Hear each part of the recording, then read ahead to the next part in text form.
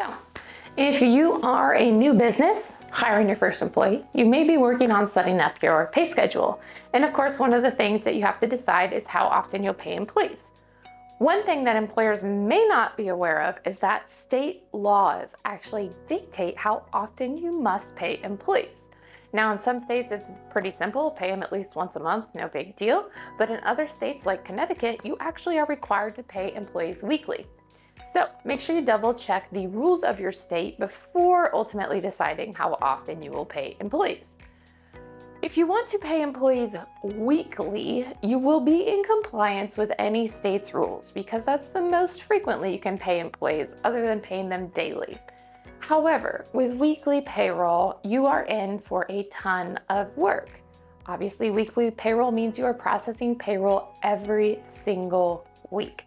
So if you have a time system and it integrates with payroll, that may not be the end of the world. Your time system can automatically calculate the total hours, including overtime, push that over to payroll, and you're on your way. But if you are using paper time cards, manually calculating time, manually calculating overtime, or keying hours into your payroll system, this can become extremely burdensome. Even with the integrations, I would opt to not do payroll weekly if given the choice. Now, that being said, employees obviously enjoy being paid weekly. It makes it very easy for them. They don't have to budget every week they're getting paid. But on the employer side, that means that every single week you're not only processing payroll, but also taking care of any necessary payroll tax payments that may be due if you're on a semi-weekly deposit schedule for federal tax payments. Then every time you process payroll, you'll have to turn around and also remit money to the IRS.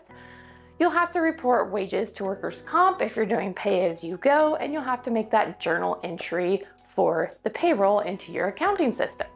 So it's more than just actually getting the employees paid every week. There's several other items that would cause increased work with the weekly pay schedule.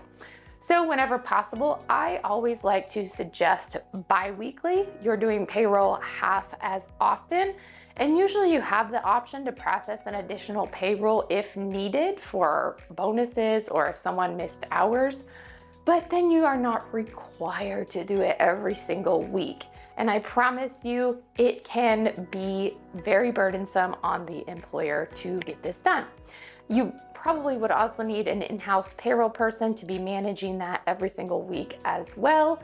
But at the end of the day, you ultimately get to decide. This can be a huge benefit for your employees if you do offer weekly pay.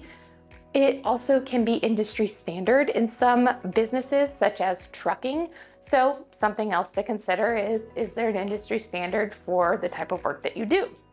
At the end of the day, just do your research, make sure you have a plan, and keep in mind you can always change your pay schedule down the road if needed. You just cannot change it frequently or do it for the purpose of not paying overtime.